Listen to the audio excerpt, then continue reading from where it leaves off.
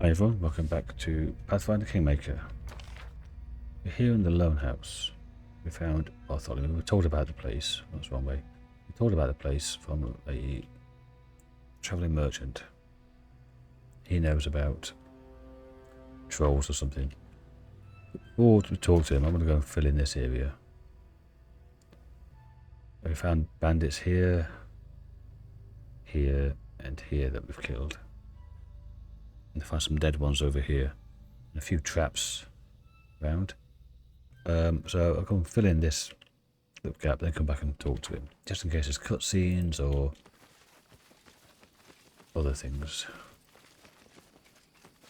I don't want to miss out on the loots. In due time. Last episode we started to fight a bit more trolls. And we're up to level 6.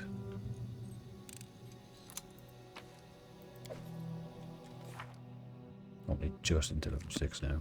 I know the way. But we're starting to get a build together, a squad together.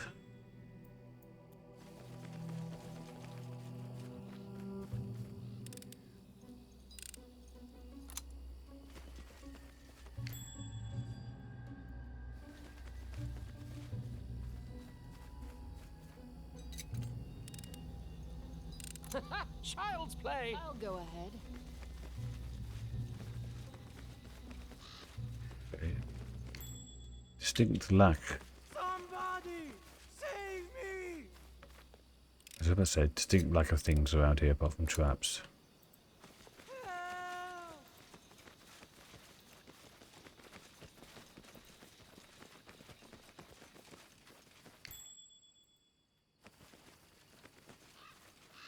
I would have thought there'd be some monsters around here. Help! It might be dependent on how early you come here though in the All according to plan. playthrough, because beforehand when I came here, I'm sure there was trolls on this map.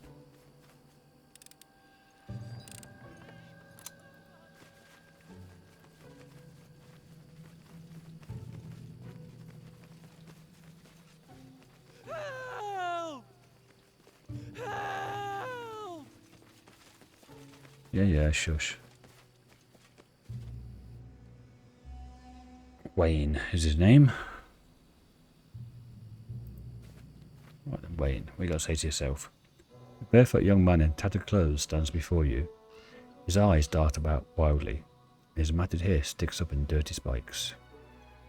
Help, help, the young man yells, as if he didn't hear him, even though you're right in front of him.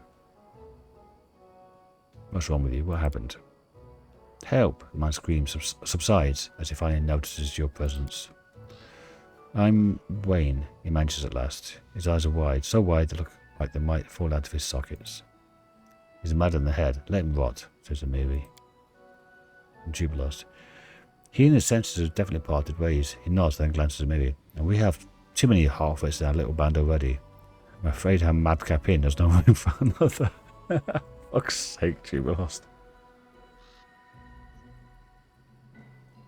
You know, don't be afraid to say what you're thinking.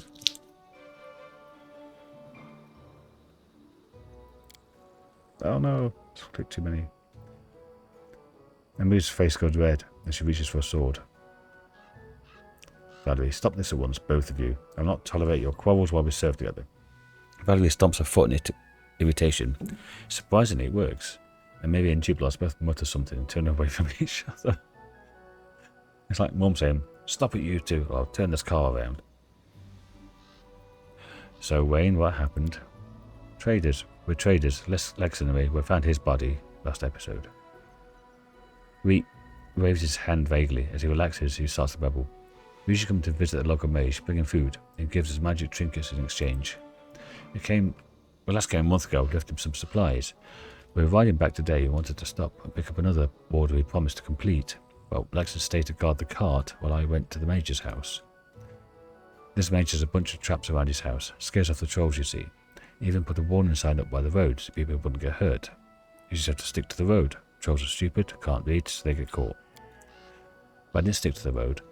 Thought I saw something glittering in the underbush. As soon as I approached, boom. Suddenly it was flying upside down.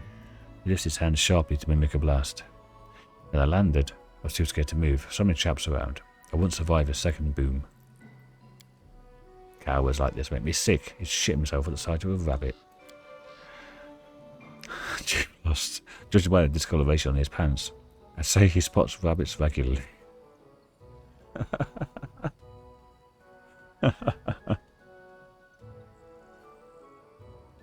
So, how long have you been standing here? He stares at you blankly, then shrugs. 4 hours, maybe more? Wait, you've been standing here screaming in fear for 4 hours because there might be traps around you, and you know there might be trolls as well. He stares at you silently for a moment, then nods. Where are your boots? He looks at his feet perplexed. He moves his toes as if trying to feel the inside of an invisible boot. Boom! He answers at last. So do you want to get back to the road? Wayne begins frantically nodding, then stops, thinking the matter over. Then begins frantically shaking his head again. Enough snivelling. 1 hit from me will fix him. Harren. We should leave him. He was surely fated to die by this trap. Ram strokes his beard. It would be wrong of us to prevent this man from reaching the end of his path.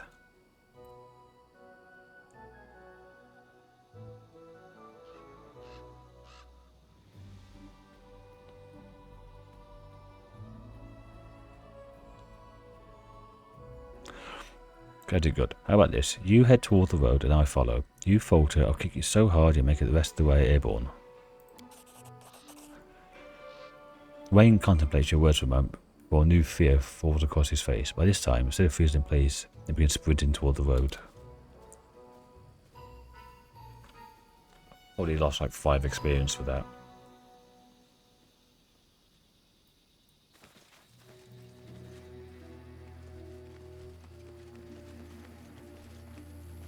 Where is he?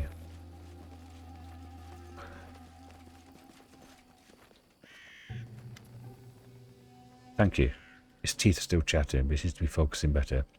Never run like that in my life. Now I see you skip me on purpose, make me run for my life to make it to the road. Found Lexon. He's dead. Oh yeah, give it to his brooch.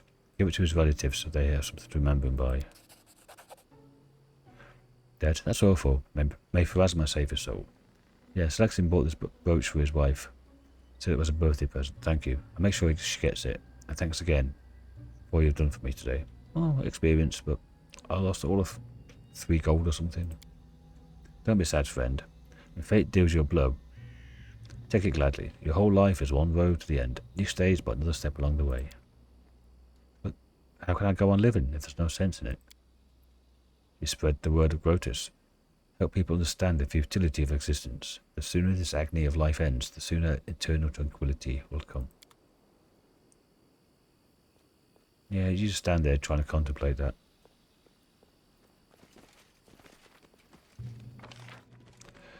Alright, let's go and talk to Bartholemew Delgado.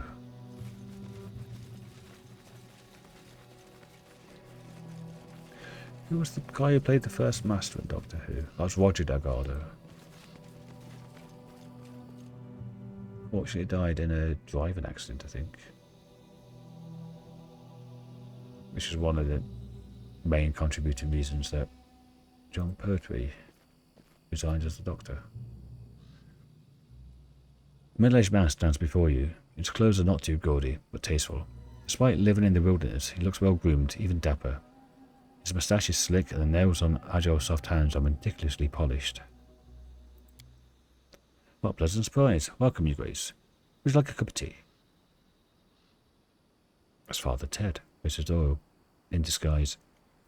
Something stronger, perhaps. It's a great honour for a humble hermit entertaining such an important personage. Allow me to introduce myself. I'm Bartholemew Delgado at your service. How may I be of assistance? Do you know anything about the local trolls who are resistant to fire? I've never heard anything like it. If it's true, I'll have to revise my defences. He suddenly goes silent, frowns and closes his eyes. Grace, I'm afraid we must intermit this conversation for now. A moment ago, a troll was caught in one of my fire traps, and it was unharmed.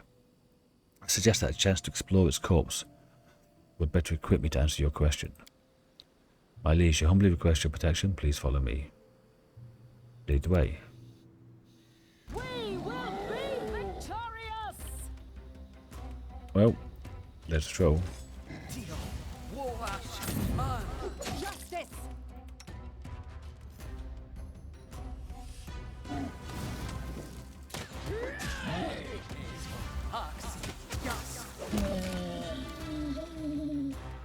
Oh, I needed a acid blast on it. Bartholomew walks around the troll's corpse. This is still vulnerable to steel and acid. Now let's look into why this creature has lost its respect for fire. He recites an incantation and waves his hand over the troll's chest, then points at a specific spot on it. There, branded on the flesh, is a symbol of a blacksmith's hammer encircled by thorn-studded vines. Whatever that is, that's the reason its flesh didn't burn. Helm inspects the brand closely. Alas, I recognize this cursed symbol. This is the hammer of Torag, a god neglectful of even his most devoted followers. Don't know why his hammer is decorated with thorns, but it suits the treacherous god well.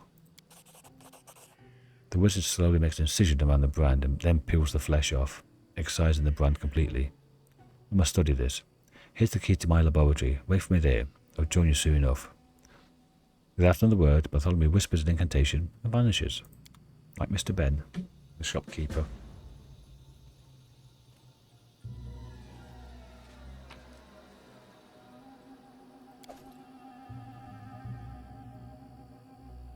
Experience for that, 180 experience for that. Don't mind got it twice, but we did.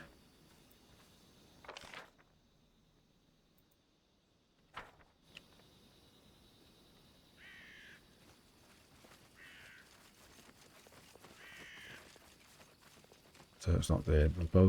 Not bothered, so he must be here.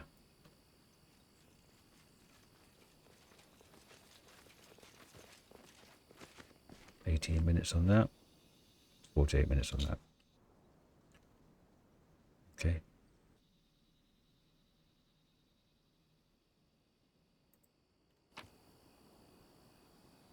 I'll leave that there for the moment. Don't need it because I'll be coming out again, leaving the overground map.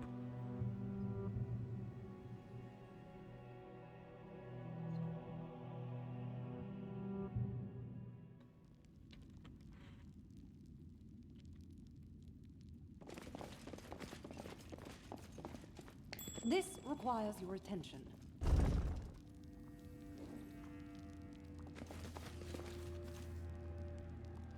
Lindsay's got the highest perception, I think.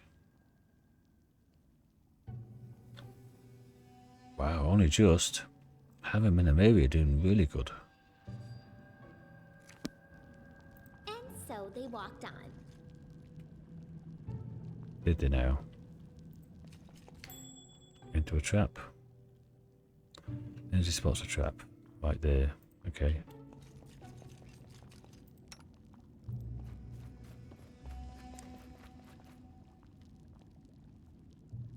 You can thank me now. Cloak, some money, fireball scrolls, some bracers. Riven meat and a high dry. Bracers of archery. Then we have a lesser bracers of archery. And someone. What's a cloak? Resistance +1. Well, I think everyone's got something similar apart from Lindsay. Okay. Lindsay, it's your lucky day. And +2 competence on attack rolls and +1 on damage. And use any bow you want. That's not bad, a natural on +2. Should have put that on before. Although the bark skin is doing the same job, the bark skin will run out in 17 minutes. So I could actually have it on my own myself. Yeah. Use any bow. Do you normally be throwing bombs? Not you, I guess, for now.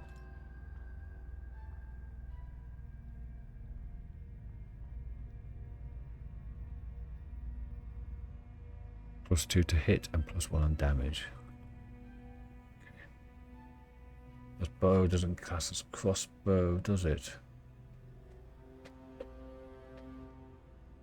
It doesn't. But just for a minute, if I give it that to Lindsay.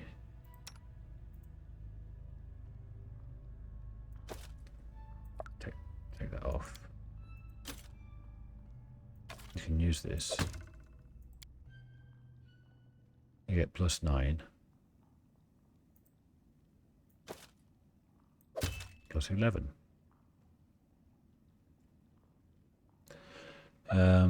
But then maybe it doesn't have. Well, you're gonna get more use out of it than maybe it does. Maybe it would still be running in all the time. So yeah, I think that's a better allocation of resources.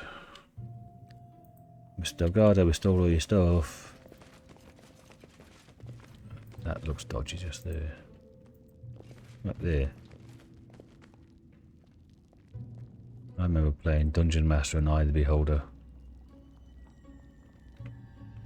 Oh, that's back of that. If you saw that in those games, that's it. They're gonna spike pit underneath you, or a wall will fall away.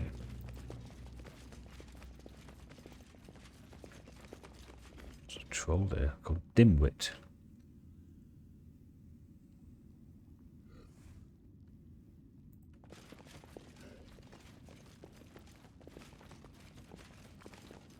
Serrated knives, stacked stained needles and manacles, shelves of flasks, vials, and chemicals. Oh, Delgado wasn't here, so I'm gonna steal his stuff. Dryad token. Temple of Roses. Follow my lead.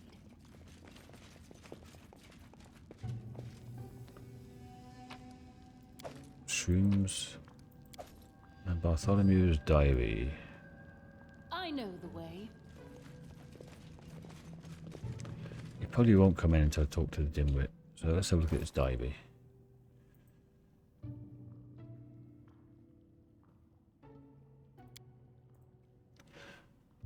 This is the title page of a diary covered in crudely scratched symbols. There were numerous smears, worn spots, cuts and burns on it. Bartholomew obviously isn't a tidy type. The leather cover is spotted with acid burns. Page edges are tattered. There are 4 symbols carved on it. The first one was B. 3 others stand separately. I and I.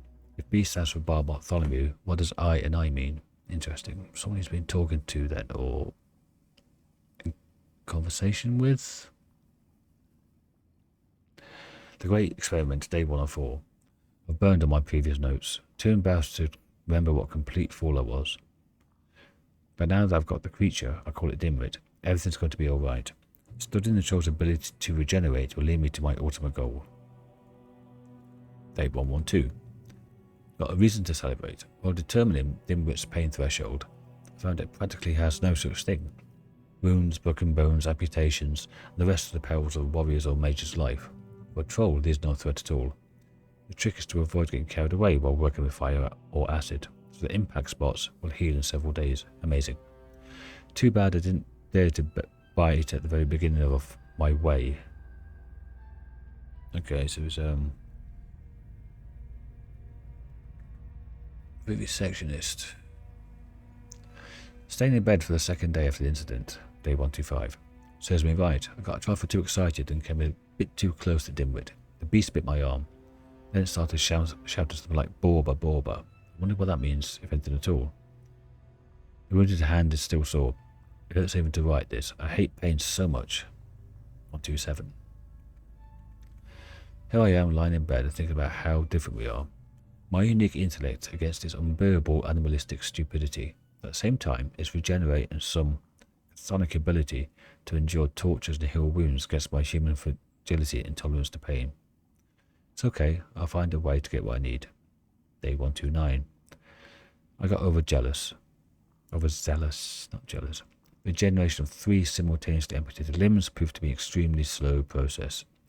All the resources on the troll's strength are barely enough for it to go on. I probably shouldn't have used fire. In the wild environment and without my elixirs, the creature would be long dead. I will continue my experiments in 3 days or so. I feel I'm close now. Few more efforts, now become invulnerable and invincible. I and I.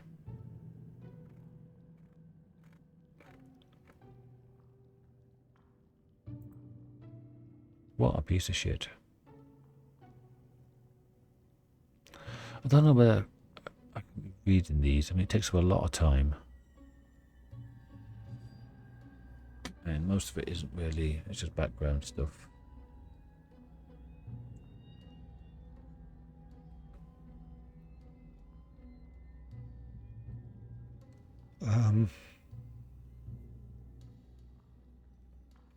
I think it just takes up too much time. What was that I got? Green quartz. So, will I have to fight Bartholomew? In due time.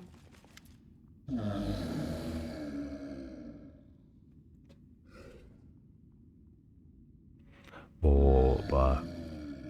A hoarse croak comes from behind the bars. Borba.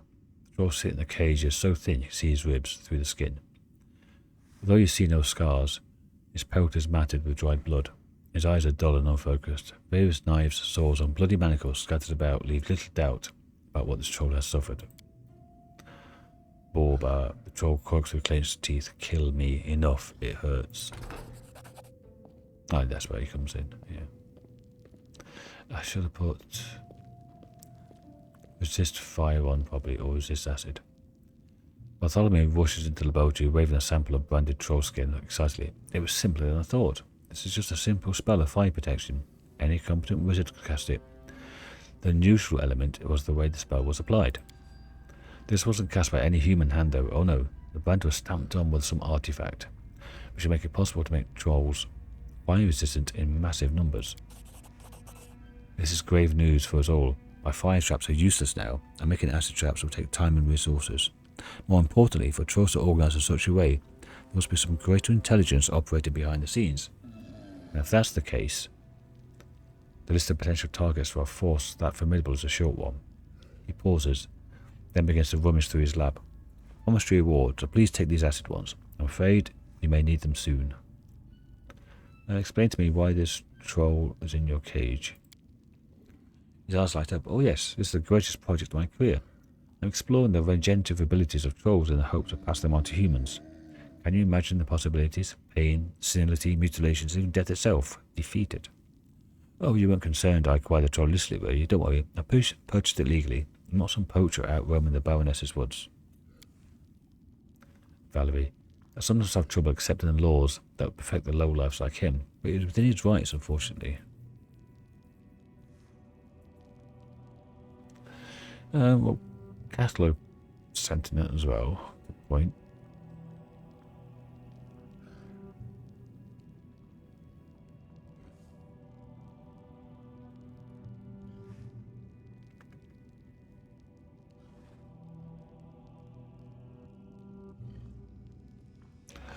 Oh, if I set him free, he's going to start killing people.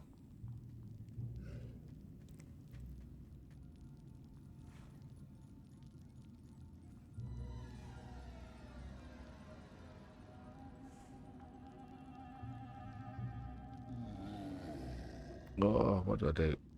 What do I do? Moral quandary.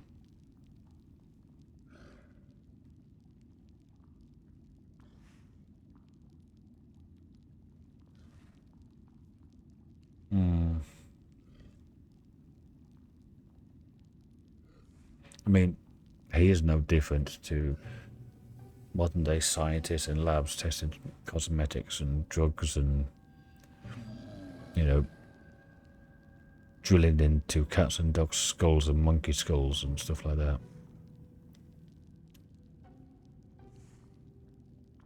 Which I don't agree with, but it goes on in millions and billions around the world.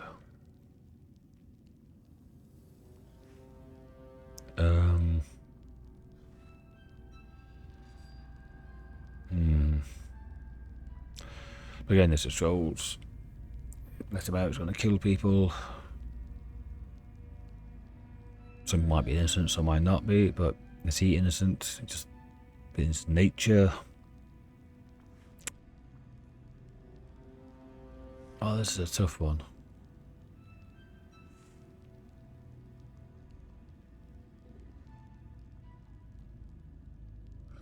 Okay. I don't think I've set him free. I do care to unusual. This is reprehensible. Don't care how you acquired this creature. I won't tolerate such cruelty in my lands. Kill him quickly and humanely. What's the issue? This isn't a person, it's a mindless creature who's barely capable of stringing a few words together. You killed him without a second thought, but you deny me the right to experiment on it for the sake of science. This is barbarism. Despotism. You have no... It stops abruptly. Value found. These experiments are deplorable, but the law is with him. If you're a baroness, not a bandit chief, you've no right to interfere.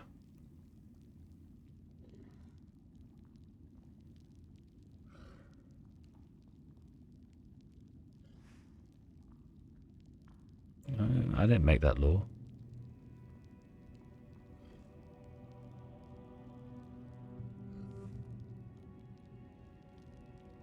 And call me a bandit chief if you will. Some things must simply not be allowed, law or no law.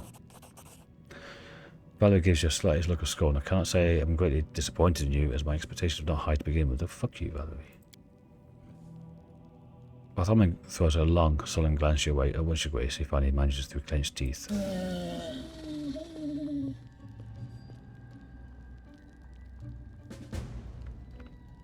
I've got all the information I can out of him.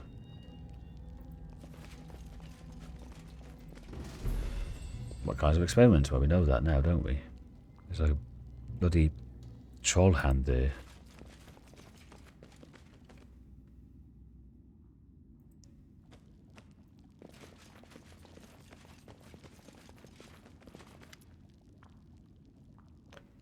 He meets you with a long, sullen gaze. Good day, my baroness.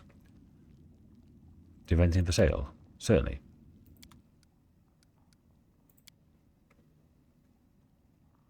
Have your crap back as well. All the crap I stole from you. All that. I've got one of those already. Can have that back. Let's have your key back that you gave to me.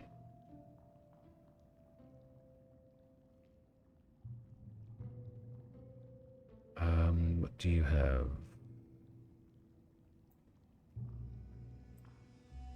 Part 1. Take that. Another small bag of holding. Well, I don't need that because I've got them to do it. Take the bag of holding. Any protections? That's half my money though. Giant Slayer's Clasp. It's only good against giant types. Deal.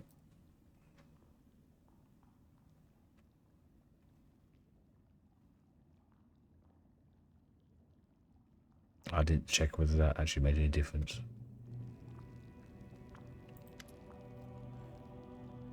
You seem to be an educated man. What are you doing in these woods? Simply a humble servant of my baroness, he answers coldly. Okay, he's not giving me any more information because I told him to stop playing with his toy. Those traps in the woods, are they yours? I doubt I can tell you anything of interest, he mutters without looking in your eye. Alright. Question about the traps. Okay. Alright, bye. Bye. I'll go ahead. Thanks for letting me steal all your stuff, even your secret room.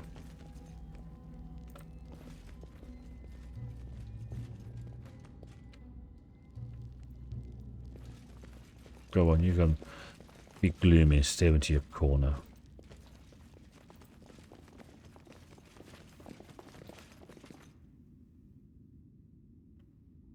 Actually, I could pick up all the stuff. I'll plug in all the stuff that was lying around here as well. Because I won't be coming back here again, I don't think, very often. It won't slow down the loading in the capital city. And actually it's not far from the capital city, is it? It's like, what, a day's ride or something? Half a day's ride. So if I'm in the area, I could just drop off here, sell him all my crap, not take it to the capital city.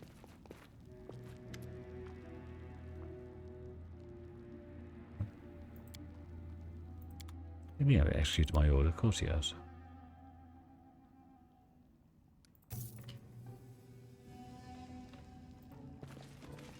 Yeah, it's dead, look. It's gone.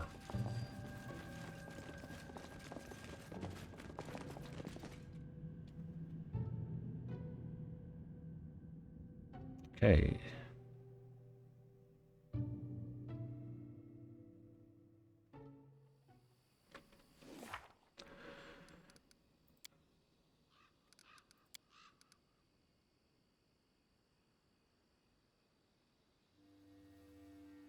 Find the troll lair. Okay. Who's behind it? Dwarven Fortress. Okay. Go down here, grab that, head out again.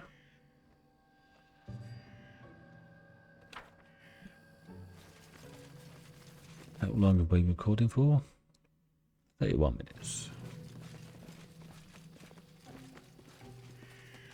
There's the herbs.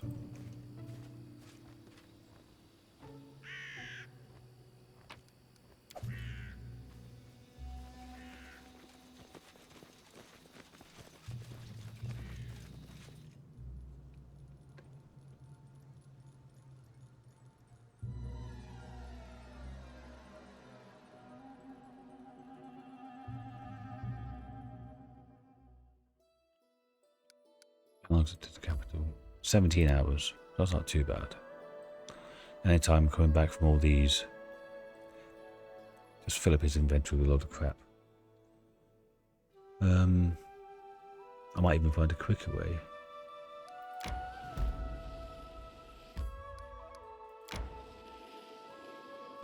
Like there. Like that is 5 hours. That is 4 hours. There we go. I just took like 8 hours off it.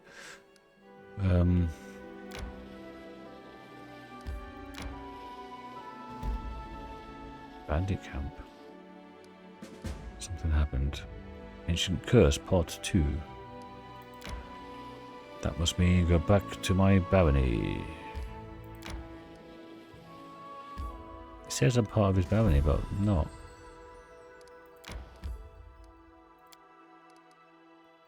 Barony is out of reach. I have to be here. Let's go home anyway.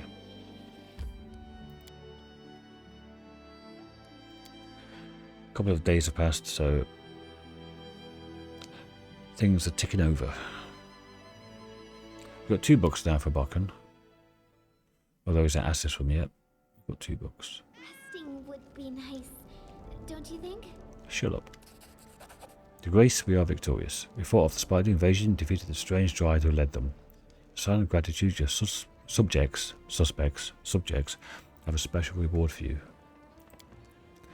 I wonder, was this flood of spiders truly caused by that curse? I mean, the curse must be ancient and very ominous. The spiders were definitely scary as well, but they weren't ancient and ominous. I agree with Lindsay. This does seem strange.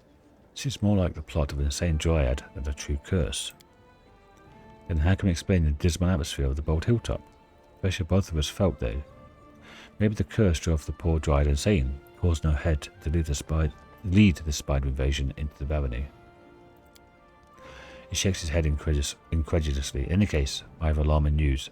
As soon as the spider invasion was over, I visited the Bold Hilltop again. It's grown quiet once more, and just as gloomy as before.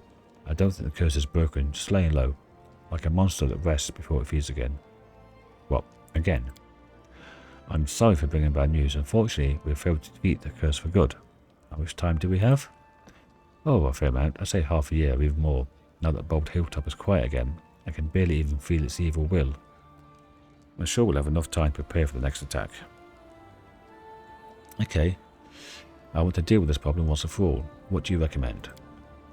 Let's level the Bold Hilltop to the ground and put an end to the curse.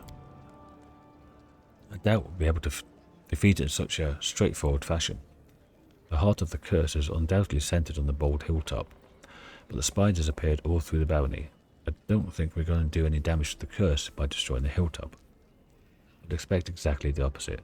It'd only provoke it into attacking again, immediately on the heels of the last. No, the best we can do for now is to make sure we're prepared for the next attack. Don't be a pessimist, Justin. We might truly be able to overcome the curse, but only by studying it thoroughly. With grace, I'll gather all the information available on the situation and get to work. In the event, curse is Bold Hilltop. Let's prepare. Very wise. If only we knew more about the curse, we might figure out some way to fight it. Lindsay frowns. I don't understand. I spoke to the locals. They never had any spidery invasions before. And nothing ever happened on the Bold Hilltop before either. Now both spiders and curse. Right when the new barony appeared in the Stolen Lands. All of this seems highly coincidental. You onto something there, Lindsay. There's a reason why you got the highest perception.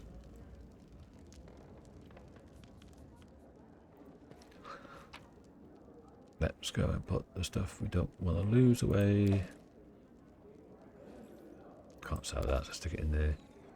And there was a shard of metal or something, wasn't there?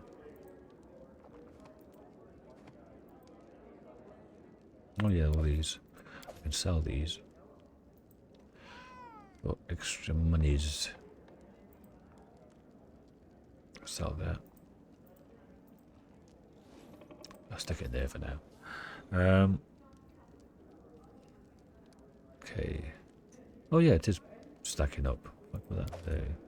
92. Yeah, it works.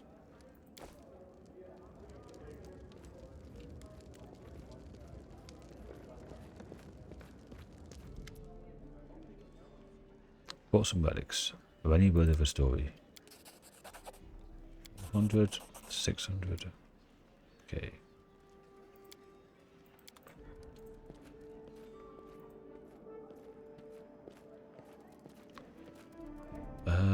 Oh no. Table stuff, wasn't it? That's what I wanted to do.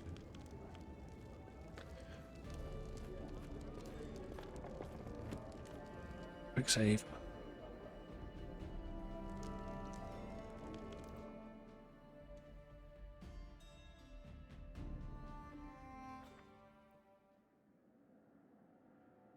Just done that. 5 days and 12 days, really? Nothing else. 60 days. I'm gonna fucking laugh. Well, you got 51 days for that.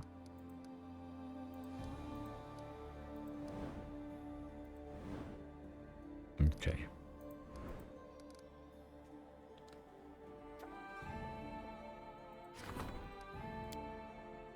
Reckon Gar can do that. He's in 5 days.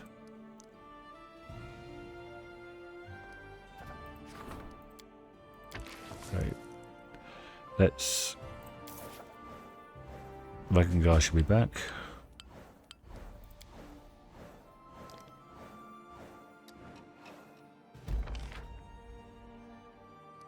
Okay, we got rank 2 loyalty. Triumph. Nice one, I can go. Military 6. I can go up now as well. Opportunity. Triumph here as well. Economy +4. That can go up as well. Divine and Arcane. Arcane is such a bastard to get up early. Nice. Live on. 115 days. I get 1 BP back a week. So 2 years it's going to pay for itself.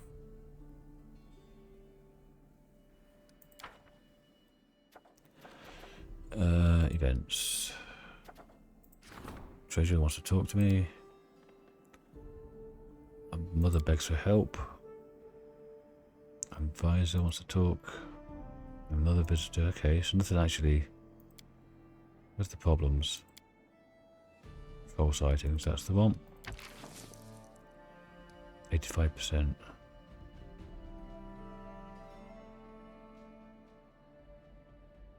I'll use one. Because I want to make sure that works. 28 days? I thought it was like... Oh god, okay. Cheap publicity. Is there nothing...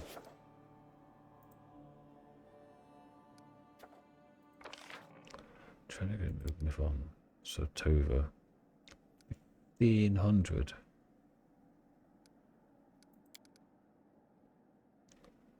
That's divine. 45 days. Oh, got 116. 60 days and 100. That'd be good.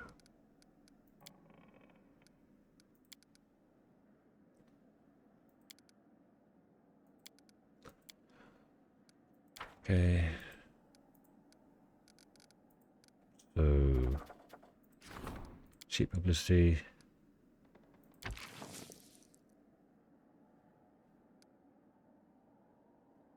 Just 3 loyalty if I do you.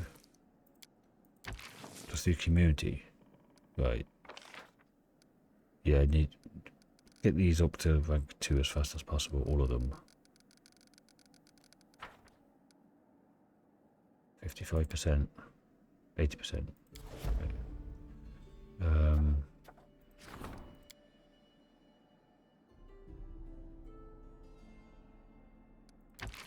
Well, yeah. 80% is good enough. Visitor, general, visitor, treasurer. Trade agreements. Okay. Talk to people.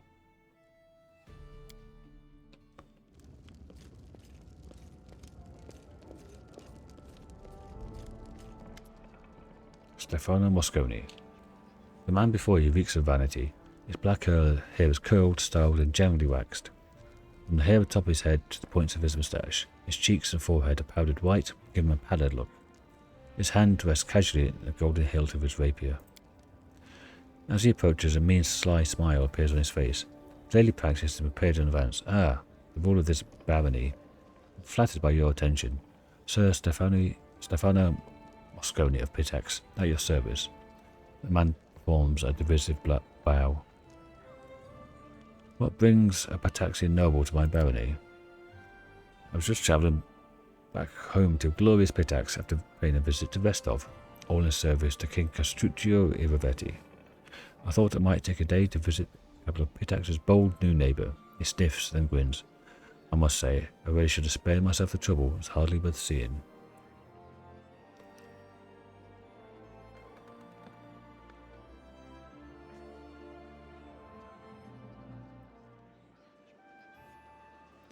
A 5-year-old could tell you're deliberately trying to offend me, Sir Stefano. Perhaps you could just tell us directly what it is you come here for. He stares at you and snorts. You know, the initial goal of my visit was to take measure of your so-called bounty, to see if anything of value of a Pitax. Do you know what I found? No, you're going to tell me anyway, aren't you? Nothing. You've got absolutely nothing to offer. Sir Stefano continues on without giving you a chance to respond. Military weak, culture weak, economy weak. You best pray to all the gods that my King Iravetti doesn't declare war on you. On the other hand, maybe you pray he conquers you. This mess of a barony could do with a proper rule of a proper king. I've been in the job like a month, mate.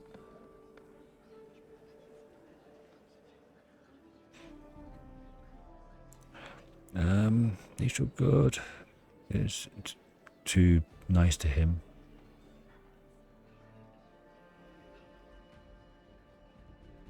There we go, credit neutral. Sir Stefano, please be frank with me.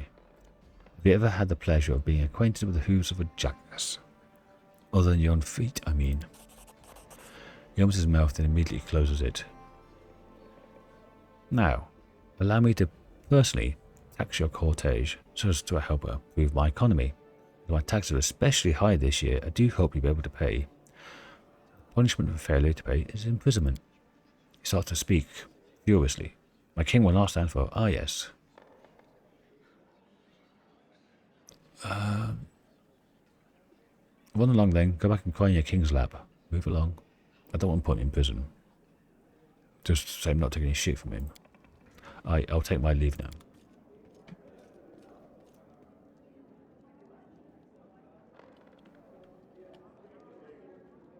Up his own arse. Jenna. Peasant woman, her face soaked with tears, approaches you quickly. Oh, your grace, woe's me.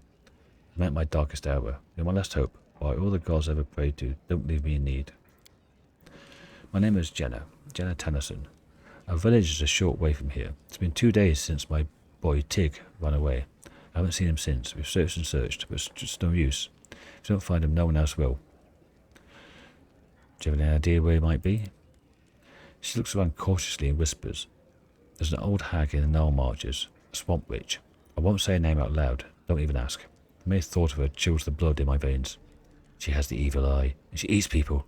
She even turns into a black raven and soars in the sky. Sure as day that she took my boy. Do people disappear frequently here? They sure do. There's so many houses around, it's hard to name them all. Wild beasts in the forest, monsters, some troblins, and bandits and whatever. Even adults have a hard time surviving here. And for a little kid, oh. I think a little kid might not fall victim to all of these. I'll try to find him. Oh, your grace, thank you so much. I'll be praying to Erastil, or Everstill, to grant you a long life. If there's any news, I'll be nearby in the tavern. May the good gods help you. Sobbing woman leaves.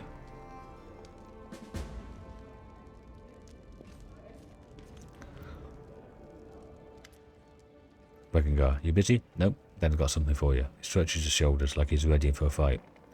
He may have killed the Stag Lord, but it's too early to kick back and relax. There's still plenty of bandits walking your lands. They still think it's their home. Let me get some more soldiers before they cut through the ones we have and leave us with nothing. He squints. Know which ones you need? Not the big dumb guys, no. You need fighters who want power. They'll serve you well. If any should grow too bold, he sneers sullenly. I'll hang them from the trees.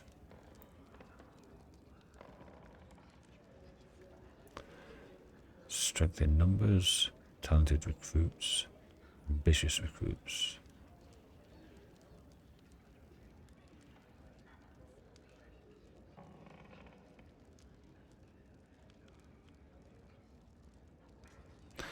Make your own decision. Great, I'll find the kind of recruits who'll crawl into the abyss if it means they'll get a medal. Now, he's chaotic evil, but he's good at what he does.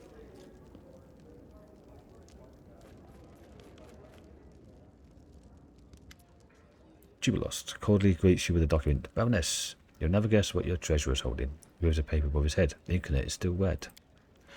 It's a list of things that tumbled out of the wall of your own basement as the workers were undertaking repairs. He adjusts his glasses, starts reading. A gilded guard, 1. Silverware, 3. A set of gold coins. The list is long and varied, so let's get straight to the point. It appears that your workers uncovered the Stag Lord's secret cache, items stolen from his own henchmen. Finding the true owners of these things would be a hard and thankless job, while taking these trinkets for your own chests is complicity to expropriation. You can how get that word out. In other words, robbery. As your financial advisor, I recommend a compromise. Raise these riches and spend an equal amount on reviving the villages laid waste by bandits. Let these treasures bring some good to those who suffered most under the Stag Lord. You know what, Jubilost? You're spot on.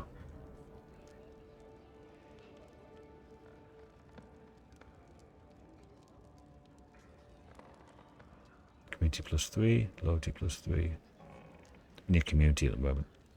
Or Valerie. The owners of these things might be dead or on the run. We'll use them to revive the village that suffered the most under the Stag Lord's reign. Exactly what you said, Jubilost. He nods solemnly. I knew you would follow my advice.